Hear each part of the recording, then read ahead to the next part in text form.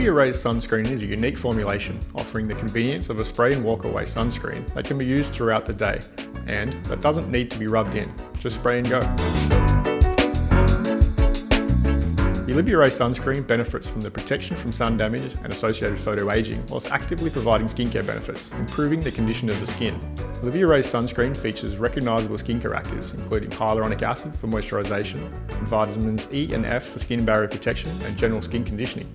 The sunscreen also features natural chamomile that has been fortified with bisabolol, a powerful, nature-identical anti-inflammatory to help soothe irritated skin. The Olivia Rae sunscreen is free from photosensitizing allergens that are common in many other sunscreens, particularly oxybenzone and 4-methylbenzaldehyde camphor. It was crucial to prioritise skin health, science, convenience, beauty and elegance, and the result is a very unique sunscreen.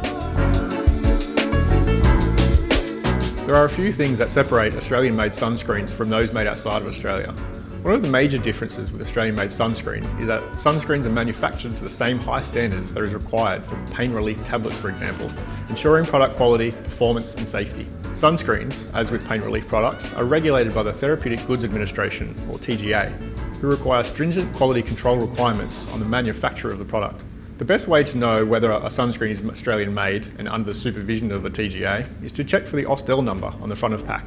The development of sunscreens is a complex process. Ensuring that the UV filters work well together to optimise the product's sun protection is only part of that complexity. All ingredients used in sunscreens must be permitted for use by the TGA, which can be limiting when attempting to create modern, high-performance sunscreens. In addition, these ingredients must comply with pharmacopoeial standards for quality. The sunscreen needs to be safe for use on skin, not cause any skin irritation or sensitisation. It must be physically, chemically and microbiologically stable to ensure the consumer gets the same level of sun protection and safety from start to finish. Sunscreens that are considered chemical are not all that dissimilar to those that are marketed as being based on natural, physical or mineral UV filters. It is important to understand that all UV filters, including zinc oxide, are technically chemicals, just a different chemistry to that which the consumer has been trained to associate as chemicals. The key difference between a UV filter like zinc oxide and other UV filters is that it is a mineral chemical, like salt, and not what is referred to as an organic chemical in the field of chemistry, which is a carbon-based mineral, like jojoba oil, for example.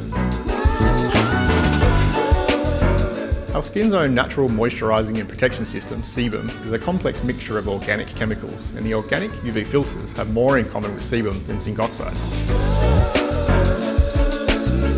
Mineral UV filters have historically been associated with being physical in nature and ones that function by reflecting or blocking UV radiation, whereas the organic UV filters absorb UV radiation, and this is no longer accurate.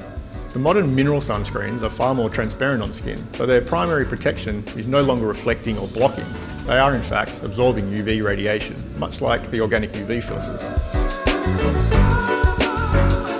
The mineral UV filters are also often associated with being natural. This was perhaps the case for the previous generation of sunscreens. However, modern mineral UV filters are heavily processed to change their structure and morphology in ways that create the transparency and enhance UV protection, and can no longer be considered truly natural, although they are naturally derived. In terms of the safety of the various UV filters, the mineral UV filters and the organic UV filters are globally approved for use by organisations that include Australia's TGA, the American FDA and Cosmetics Europe, among many others, after having their toxicology thoroughly assessed and, as a consequence, can all be considered safe.